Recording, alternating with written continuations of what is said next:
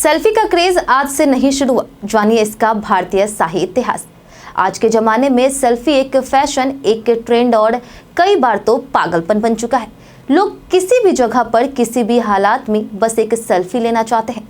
Smartphone कंपनियां भी इस क्रेज को देखते हुए सेल्फी फोन और कैमरा फोन जैसे नामों से अपने डिवाइस बेच रही। लेकिन क्या आपने कभी सोचा है कि भारत में पहली सेल्फी कब ली गई थी? चलिए आपको इस दिलचस्प इतिहास से रूबरू करवाते हैं।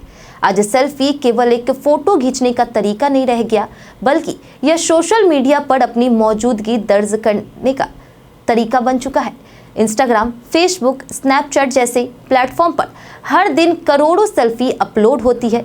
कई बार यह जुनून इतना हावी हो जाता है कि लोग जान की परवाह किए बिना खतरनाक जगहों पर सेल्फी लेते हैं। भारत में कई जगहों पर नो सेल्फी जोन तक बना दिए गए हैं। तो अब बात करते हैं असली मुद्दे की, यानी भारत के पहले सेल्फी की।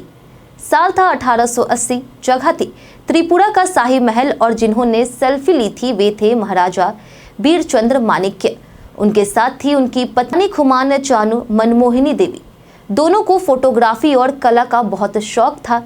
उन्होंने एक खास कैमरा सेटअप तैयार करवाया जिसमें कैमरे से एक वायर जुड़ी हुई थी।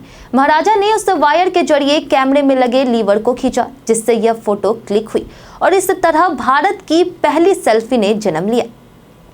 यह सेल्फी स्मार्टफोन से नहीं बल्कि ट्राइपॉड और वायर वाले कैमरे से ली गई थी। यह बात इस बात को साबित करती है कि सेल्फी की सोच उस दौर में भी थी जब तकनीक सीमित थी। आपको जानकर हैरानी होगी कि उस वक्त पूरे देश में गिने चुने लोगों के पास ही कैमरा हुआ करता था। महाराजा वीरचंद्र माणिक्य भारत के दूसरे ऐसे शाही व्यक्ति थे जिनके पास अपना खुद का कैमरा था।